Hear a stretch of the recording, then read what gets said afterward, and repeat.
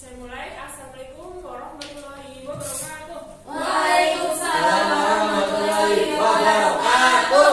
Ya, ini pelajaran apa? Biologi, Bu. Biologi. Sebelumnya saya mau cek dulu ya untuk kehadiran siswanya. Ini masuk semua atau ada yang nggak masuk? Sudah, berarti yang nggak masuk berarti Arif, Hidayat ya. Hidayat sama Kurnia ya. Iya, Bu. Kita mulai pelajaran, kita baca basmalah terlebih dahulu ya. Dipimpin ketua kelas, silakan membaca basmalah. Dimulai. Ya, untuk memulai kegiatan pembelajaran pada hari ini, mari kita membaca basmalah bersama. Bismillahirrahmanirrahim. Setelah itu, karena ini pelajaran biologi, diharapkan buku-buku yang selain biologi harap dimasukkan ke dalam laci. Sebelum kita mulai pelajaran, kita harus mempunyai kesepakatan kelas dulu ya. Jadi nanti, ayo belakang ngobrol sendiri. Jadi sebelum mulai pelajaran kita membuat kesepakatan kelas. Jadi nanti kita suatu diskusi kelompok itu diharapkan semuanya itu ikut berdiskusi ya. Jangan cuma nebeng nama doang ya. Nanti kalau ada yang nebeng nama doang, nggak usah ditulis namanya ya. Kayak gitu ya. Jadi kita kelompok itu harus saling bekerja sama satu sama lain ya, seperti itu. Ingat minggu kemarin kita belajar tentang apa? Komponen ekosistem. Ya bagus, Mbak Azrah ya. Ranking 1 ya Mbak ya. Ya. Ada yang masih ingat pengertian dari ekosistem itu sendiri? Apa? Ya silakan Mbak Azrah. Saya. Kata Mbak Azrah duluan. Pengertian dari ekosistem itu apa ya Mbak? Rizka silakan. Ekosistem adalah interaksi atau hubungan timbal balik antara makhluk hidup dengan lingkungan. Ya pintar sekali Mbak Rizka. Betul sekali ya. Jadi ekosistem itu adalah interaksi atau hubungan timbal balik antara makhluk hidup dengan lingkungannya. Ya. Ingat komponen ekosistem ada berapa macam? Ayo dibacakan. Iya, Bu. Ya. Ada dua, Apa? komponen biotik dan abiotik, Bu. Ya, bagus. Biotik dan abiotik. Karena kalian sudah masih ingat ya tentang pengertian ekosistem dan komponen ekosistem. Sekarang untuk memulai pelajaran selanjutnya, silakan menonton video berikut dulu. Yudika dalam Kompas Kediri. Saudara, tanaman jagung petani di Kediri rusak dan terancam gagal panen. Hal itu akibat tingginya curah hujan hingga membuat tanaman terserang hama ulat.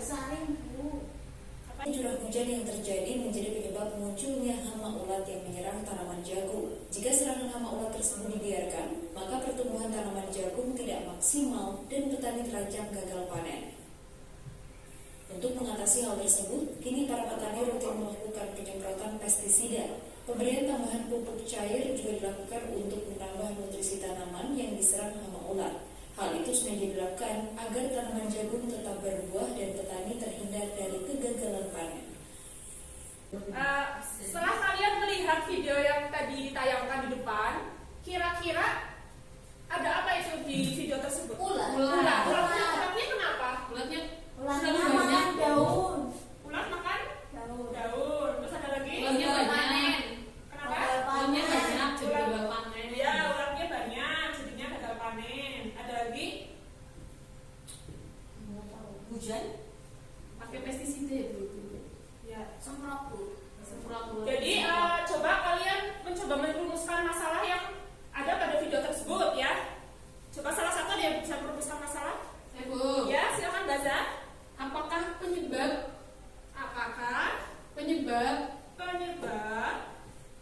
banyaknya ulat di sawah? Banyaknya ulat itu di mana itu? Emang di sawah tadi videonya?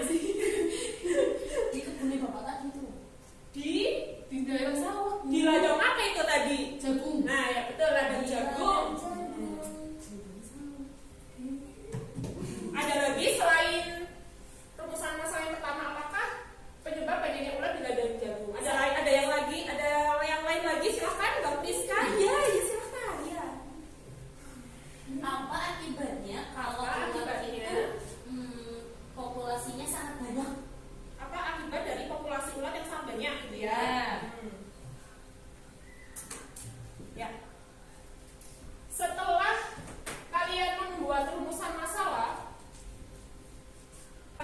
tujuan pembelajaran kali ini adalah yang pertama dapat mengidentifikasi penyebab permasalahan gagal panen karena bertambahnya populasi ulat melalui penilaian video.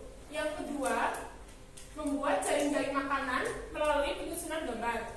Yang ketiga, dapat menentukan rantai makanan yang terbentuk dalam jaring-jaring makanan melalui penyusunan gambar.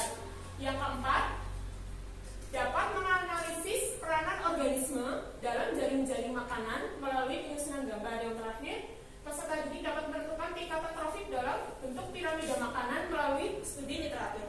Jadi nanti saya akan membagi kelompok ke dalam 2 kelompok saja ya. Nanti saya akan membagikan setiap kelompok kertas manila. Oh ya, sebelumnya saya akan mengirimkan linknya dulu ya lewat grup. Sudah diterima semua ya linknya ya? Sudah. Kelompok 1 siapa? Ya. Kelompok 2.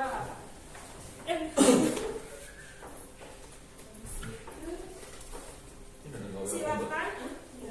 Jadi saya instruksikan dulu ya. Saya telah membagi kertas manila. Kalian sudah bawa gunting dan lem kan? Sudah. Gunting ya. Belum paling buku. Ya nanti kalau yang lupa pinjam ke temannya ya. Ya Bu. Gua Kemudian, takut gua ada ular. oh takut ada ular. Coba.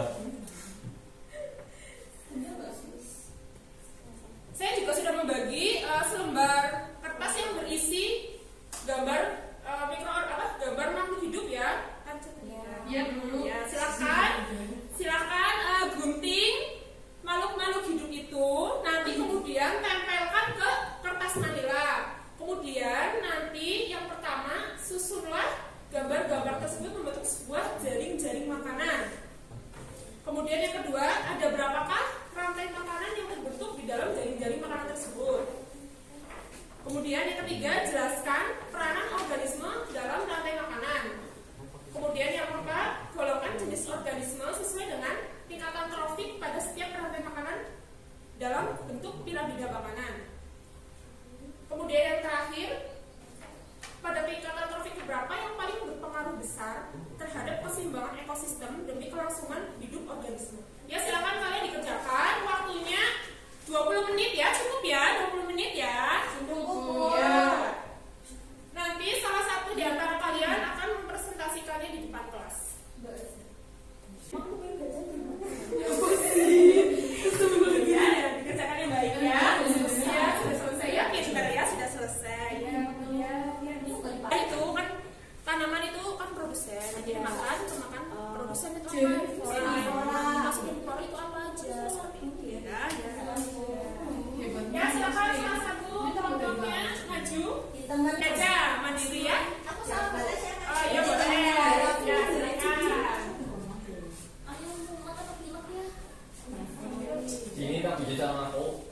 Ya, Enggak. ya, coba perkenalkan. Perhatian kawan-kawan. Perhatian kawan-kawan ya. Ini teman kalian adalah presentasi di depan kelas ya. Assalamualaikum warahmatullahi wabarakatuh. Waalaikumsalam warahmatullahi wabarakatuh. Oh. Perkenalkan, kami dari kelompok 3 akan mempresentasikan hasil dari diskusi kelompok kami. Ya, rantai makanan contohnya aja sama-sama. Jadi salah satu aja. Bu. Ya, salah satu aja. Nah, jadi di sini ada padi terus dimakan tikus, tikusnya dimakan ular, ularnya nanti dimakan sama elang.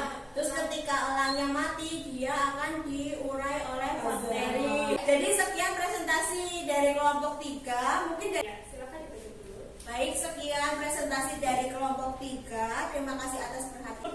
Wassalamualaikum warahmatullahi wabarakatuh. Waalaikumsalam warahmatullahi wabarakatuh. Tepuk tangan dong buat kelompoknya Mbak Tasya. Ya, di sini saya akan menjelaskan ya terkait dengan rantai makanan. Jadi rantai makanan itu adalah, silakan baca salah satu. Mas Arif coba baca. Rantai makanan adalah sebuah peristiwa makan dan dimakan antara sesama makhluk hidup dengan urutan tertentu. Ya, kita lanjutkan ya. Jadi ada 2 tipe rantai makanan. Yang pertama adalah rantai makanan rerumputan atau grazing food chain, dan rantai makanan sisa atau detritus, yaitu detritus food chain. Kemudian coba kita lihat, itu termasuk yang rantai makanan rerumputan atau rantai makanan yang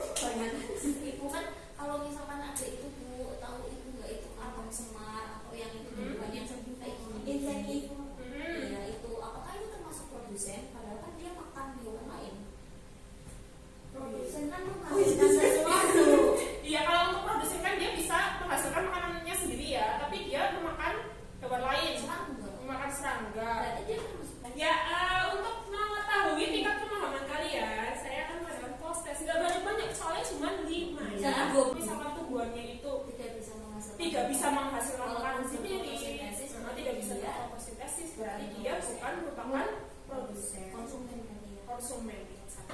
Seperti itu. Tadi kita membahas tentang apa? Jaring-jaring Jaring-jaring makanan dan apa?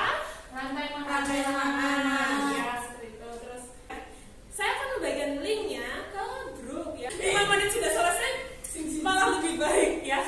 Berdasarkan video yang ulatnya banyak, itu kira-kira ada cara lain nggak untuk mengatasi agar ulat-ulatnya itu nggak terlalu banyak di ladang tersebut? Disebarkan predator alami. Ya, bagus sekali ya. Disebabkan predatornya bisa kan tadi bisa menggunakan pestisida. Selain itu menambahkan predator untuk pemangsa ulat ya. Jadi Burung.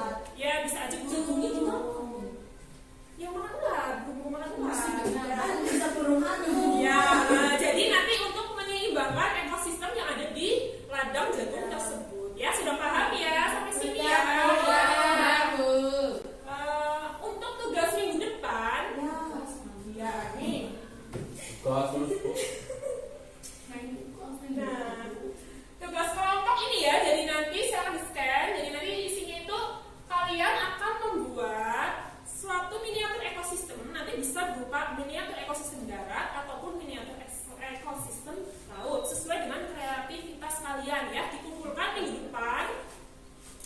Medianya apa? Videonya nanti berupa pakai barang bekas ya, bisa nanti pakai kardus atau mungkin styrofoam bekas seperti itu bisa. Barang bekas, kardus bekas mie instan. Ya. Ya, itu mie instan bisa kan daripada kardus mie instan dibuang kan bisa. Ya, kan ini karena ya, karena untuk tugas jadi jangan dijual dulu ya, untuk tugas dijual nggak apa-apa ya. Ya sudah jelas ya untuk tugas minggu depan ya. Ya, ada pertanyaan? Tidak. Sudah semua, terima kasih. Jadi saya akhiri ya untuk pembelajaran kali ini. Kurang lebihnya mohon maaf. Wassalamualaikum warahmatullahi wabarakatuh. Waalaikumsalam warahmatullahi